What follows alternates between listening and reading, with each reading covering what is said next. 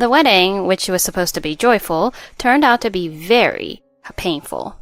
Because of my husband, it took us a long time to get married. And since our schedules didn't align, or rather he didn't make the effort to align them, I never met my in-laws until the day of the wedding. Despite my unease, I trusted my husband's reassurances and proceeded with the wedding. I heard snickering.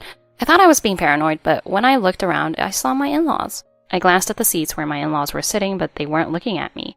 I hoped this was some kind of prank set up by my husband, but of course it wasn't. Their ceremony continued absent-mindedly until the host signaled it was time for the outfit change. Not wanting to draw attention, I quickly headed to the room prepared for me to change. I wanted to shed my white wedding dress as quickly as possible. The outfit for the change was a dress with red and black as the main colors. It was stylish, perhaps a bit too fashionable, but it matched the outfit of my husband who works in video production, so it was just right. The carpet in the hallway leading to the venue felt comfortable underfoot, but then I heard an unpleasant voice. I quickly hid behind a wall and listened. I was shocked to discover how my in-laws felt about me. My name is Emma Miller. I work for a foreign company as a career woman. My job involves sales. My workday ends at 6 p.m., and I was eager to get back to my apartment. When I checked my phone after work, I saw 2 messages on WhatsApp. One was from a friend. I marked it as read, planning to reply later, and the other was from Sam. Sam is my boyfriend. He had written that he wanted steak for dinner tonight. I remember that there wasn't any steak in the fridge, so I planned to go to the butcher shop. I bought some top-class beef from Sam's hometown with my credit card. I'm back. I'll start preparing dinner now. I'll set the table. It's okay. You should focus on your video production work since the deadline is near. Sam, grateful for my effort, went to his room. Talking about Sam brings up memories of how we met 7 years ago through a friend. During one of our dates, when some rough-looking guys tried to mess with us, Sam recorded their actions. He said, "What do you think would happen if I gave this to your company?" Even though he's 5 years younger than me, he's used to dealing with tough situations and is very reliable. I was concerned about his income, but I wanted to support him, so I fell in love. The biggest challenge for me was deciding between marriage and work. 7 years ago, I never imagined that I would regret the choice I made, feeling like I had wasted my youth. Sam asked me to wait until his work stabilized before getting married. I agreed verbally, but deep down I wanted to get married soon. When I couldn't bear the loneliness of not seeing Sam, I tried to chat with him on WhatsApp, but he would evade my questions. While preparing breakfast for Sam, I went to the mirror to put on makeup. I wondered, am I no longer attractive as a woman? The reflection of myself in the mirror illuminated by the light wasn't old, but I certainly couldn't call myself young anymore. That night on the double bed, I finally asked Sam what was bothering me. Sensing something different about me, Sam initiated the conversation. "Hey, what's wrong? You seem down." Hey Sam, am I not attractive? "No, that's not true. You're a great cook, responsible, and hard-working. That's what I love about you. Let's get married." Really? You wouldn't joke about something like this. Of course not. I was so happy I couldn't speak. It turned out to be an unforgettable night. Sam quickly decided on the wedding date, saying that this day was perfect. While I was discussing the venue and other details with the bridal designer at the hotel, Sam finalized the date with a single word. The designer in the suit looked uneasy, and I tried to express my concerns, but Sam insisted, saying it was a perfect day according to the almanac. I thought it was his way of being considerate, but I also had my reasons and needed to speak up. Sam, I'm sorry, but my parents can't make it on the days before and after the wedding. Huh? Then your parents won't be able to attend the wedding?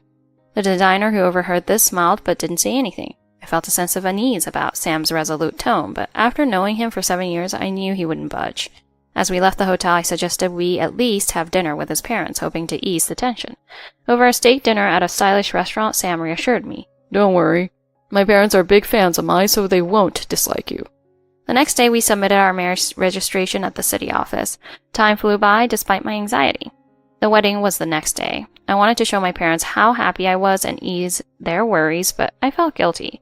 I was torn between my responsibilities to my new family and my love for my parents. My father wasn't feeling well, so he couldn't attend the wedding. Sam apologized, saying he was sorry they couldn't meet before the wedding. Despite my frustration, I was meeting my in-laws for the first time on the wedding day. Looking back, these 7 years have been eventful. The biggest surprise was having to give up my dream of taking over my father's company, something I never imagined I would do. But I loved Sam so much that I thought it was worth it. On the day of the wedding, I surprisingly slept well. The clear sky made it a perfect day to get married. Sam and I headed to the hotel for the ceremony. Hi, I'm Emma. I look forward to being part of the family. When I saw the photos of my in-laws that Sam sent me on WhatsApp, I realized he looked like his mother. I lifted my face thinking that I would be spending my life with these people. Sam, how's work going? Have you been eating properly? It seems difficult, but I'm doing okay. I'd love to have Mom's homemade food again. When I looked up, my parents were gone, and I saw Sam chatting with his parents. Feeling uneasy about the in-laws' reaction, I suddenly heard a baby crying behind me. I turned around and saw a young mother in her 20s holding a baby in her left arm and a young boy by her right hand. This child looked familiar from WhatsApp photo. He resembled Sam, so I assumed he was his sister's child. Molly, hello. Huh? Did she just click her tongue? Ignoring me, Molly joined the family. Congratulations, big brother. Or should I say my condolences? Huh? Is that something to joke about? I forced a laugh, but couldn't bring myself to join in. I thought something must have gone wrong. I decided to greet Sam's family, but my mother-in-law, Emily, cut me off. Thanks to Sam, we're having a reception at such a nice hotel. It's almost too much. Big brother, get ready. The kids are growing, so we might go over budget. Don't worry about it. I'm quite wealthy, you know? Sam's family laughed together. I had a bad feeling. Listening to the family's conversation gave me a headache.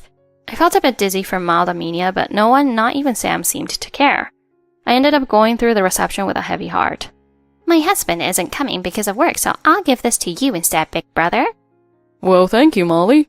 Even though Sam smiled at me, he didn't look at me. My mood wasn't great, but I had prepared a program for the day, so I decided to enjoy it. The hotel host announced the entrance of the guests who were there to celebrate our wedding. And then the host announced the entrance of the bride and groom. Since my parents weren't there to give me away, I walked down the aisle alone. I heard snickering.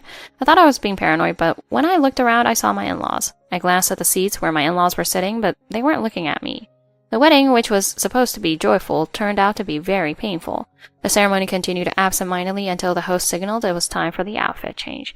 Not wanting to draw attention, I quickly headed to the room prepared for me to change. I wanted to shed my white wedding dress as quickly as possible. The outfit of the change was a dress with red and black as the main colors. It was stylish, perhaps a bit too fashionable, but it matched the outfit of my husband who works in video production, so it was just right. The carpet in the hallway leading to the venue felt comfortable underfoot. But then I heard an unpleasant voice and conversation of my in-laws that I couldn't believe. That woman only married Sam for his money. She's really spoiled. We need to straighten out this spoiled girl. Yes, she's going to be a handful, isn't she? Sam said he wanted to get married, but she was hesitating. What's this nice to meet you nonsense? She's only nice on the surface, but we know her true intentions. We won't let our guard down. I listened while fiddling with my phone. From what I heard, Sam had told his parents that the reason he wasn't getting married was because of me. Even though I was eager to get married, he had made it seem like I was the one who was reluctant. This led his parents to think I was some kind of villain. Father, Mother, listen. The kids are eating so much that they're already asking to go home. Just then, I saw Sam's family approaching, all dressed up. I tried to eavesdrop without being noticed. I'd like to leave too. I can't believe we're bringing in a woman who's living off a man. His face turned red and his bald head seemed ready to burst. But Father, there's always a use for someone like that. What can she do besides eat like a pig? My husband's older, so they've been pushing childcare onto me. Molly, you're supposed to support him. But it's too much, and I think I can have Emma to take care of my children. I couldn't tell who was talking at first. From the conversation, I realized it was my mother-in-law. We'll have her do the housework, too. Even a woman like her can wash dishes, right? She won't be able to manage both morning and evening chores. She's just an incompetent woman. The family laughed together as if on cue. The tradition of changing into a new outfit during the wedding is unique. Wearing a white dress and then changing into a colored dress symbolizes the bride's intention to blend into her new family. But I didn't want to blend into this family. Sam had caused this misunderstanding, so I wanted to at least clear things up. As I leaned against the hallway wall, I heard Sam's voice, the one I most wanted to hear. What are you guys talking about? Wow, big brother, looking cool. Just like me, a handsome man. Yes, but it's a pity his partner is such a woman. I pressed my ear to the wall to listen to my mother-in-law's insulting words. Well, even an old woman like her has some good points. Like what? She's got some meat on her bones, but it's flabby. I operated my smartphone to put the app to sleep. My last hope had been Sam, but hearing what he thought of me was too much to bear. I boldly walked past the family who were gathered and chatting. Sam noticed me leaving and called out to me. Hey, wait! Just like his parents that morning, I ignored him. Wait, what are you holding? Something you gave me, Sam. With that, I rushed to the event host. I have some audio data. It's fresh, but can you play it? It's crucial for this wedding. The host, furrowing his brow at my urgent tone, reluctantly connected my smartphone to the laptop using a USB. I operated the app and played the conversation I had just overheard between Sam's family. The venue buzzed with shock. In the now silent room, Sam and his family were stared at coldly by the guests. Some criticized me for being outrageous, but my friends, subordinates, and superiors who were angered by the insults stood up for me 100-fold. Given the circumstances, I hereby declare this wedding cancelled. With that, I left the venue in my wedding dress. By the time I got back to the apartment we had lived in together, I saw that I had many missed calls. I swiped to answer the phone. What the hell? Canceling the wedding? You should think about what you've done. Don't be ridiculous. This is a huge inconvenience. The guests are causing a scene and the wedding is a mess. This isn't something you can just walk away from. Well, since I paid for this wedding, I think I have the right to cancel it too, don't you? I knew why Sam was so angry, but instead of apologizing, he chose to criticize me. I was a fool for not seeing your true nature. I, Emma Miller, vow to divorce you. With that, I hung up the phone. Sam didn't call back for the rest of the day. Hello, Mom. I just divorced Sam. I'd like to come back home. Is that okay? My mother nodded on the other end of the phone without asking for details. I packed only the essentials and headed to my parents' house. Before turning off my phone, I checked my apps and uninstalled them. I left the car keys that Sam had given me on the key ring. Now that I think about it, the car was a gift from me. I got into my meeting car and headed to my parents' house. My parents patiently waited for me to explain the situation without blaming me or telling me to apologize. A week later, I received a call from Sam. I was discussing the future with my parents over the dining table when my phone rang suddenly. The screen showed that it was Sam calling. I need to talk to you. I'm coming over. After just saying that, he hung up. Who was that? It was my ex-husband. Hearing this, my father narrowed his eyes and stood up from his chair. Honey, let's prepare the living room for guests. Let's be polite. My mother nodded and stood up as well. Emma, take it easy. This must be hard for you. My father was trying to reduce my burden, but I stood up too. Dad, I'm 35 now. I need to handle things like this on my own. Please, let me do it. You've grown. I'm proud of you.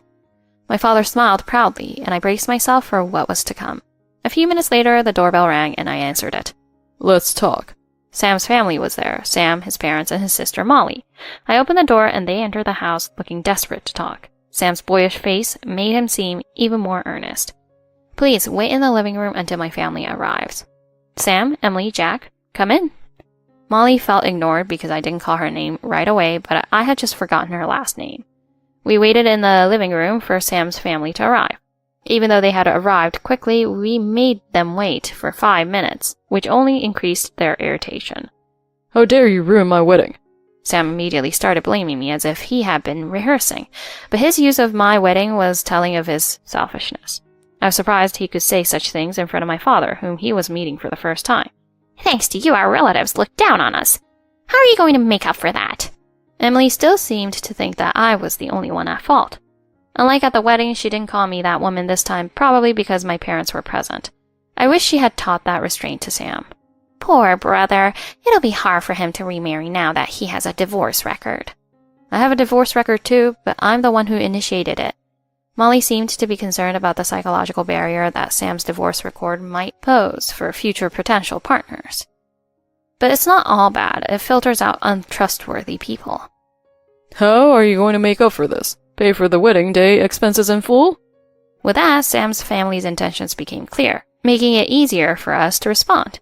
Let's set aside the fact that you didn't invite us, the parents of the bride, to the wedding. Your request is financial, right? My father's calm voice mixed with gray hair made Sam's family gasp.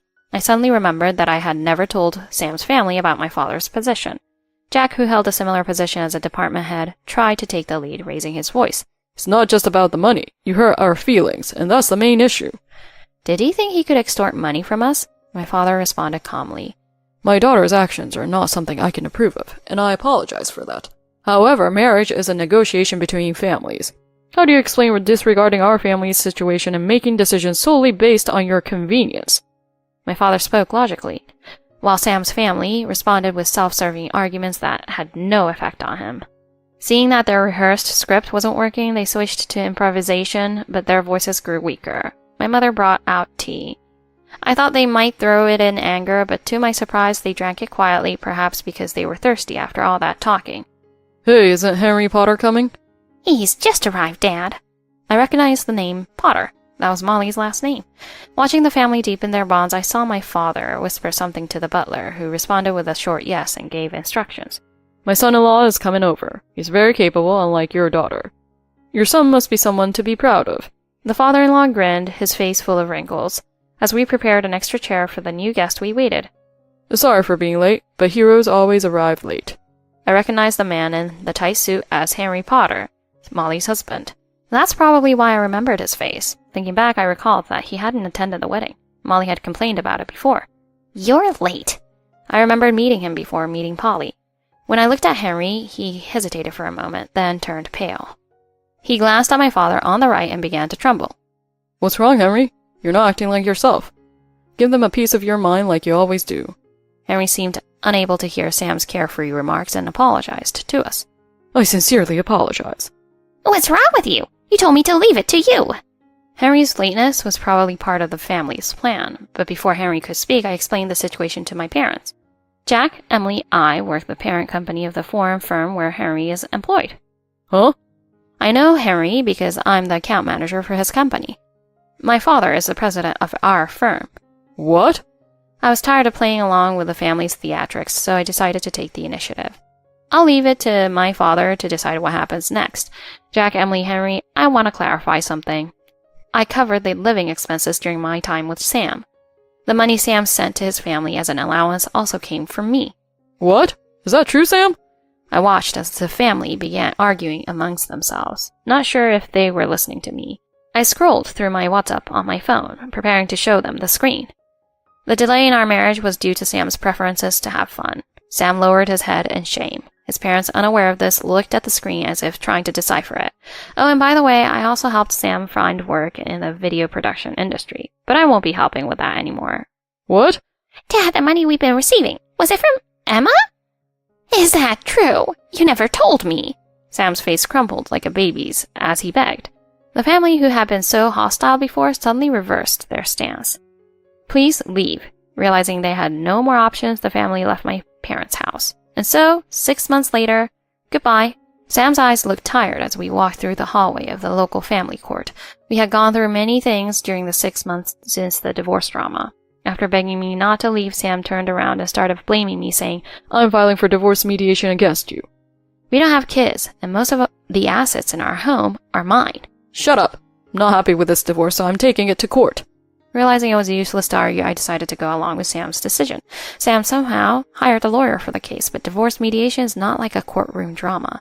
It's just a discussion with 2 court mediators in a room, but a judge delivering a verdict. I didn't know this either, but even such a simple process took at least 3 months. It took us 6 months, probably due to Sam's persistence. Although it no longer mattered to me, when the mediation was over, most of the assets were returned to me. Sam's only remaining assets were his desktop computer and peripherals for video editing and a portable camera he used for filming. I told you this would happen. Why did it come to this? Due to the fallout from our situation and missed deadlines, Sam's video work dried up. His credit cards were canceled after repeated missed payments, and he had to move back home. Don't come back unless you keep sending us money. Don't say that, Dad. Seriously, big brother, because of you, I have to work part-time now. Molly's husband, who was once a board member at my father's subsidiary, was demoted by higher-ups, which worsened their financial situation. Sam tried to find work after returning home, but no one would hire him, due to the rumors that had spread. Even when he found work, he caused problems and soon became a recluse, mocked as an unemployed slacker by the neighbors. A year after my breakup with Sam, a friend who had introduced us set me up with another man, but I'm now focused on taking over my father's company, which was my original goal. I'm attending a colleague's wedding. It was a good wedding, even though I couldn't have one. I caught the bouquet thrown by the bride. What does that mean? I've had enough of marriage. If I'm going to dedicate myself to something, it'll be work.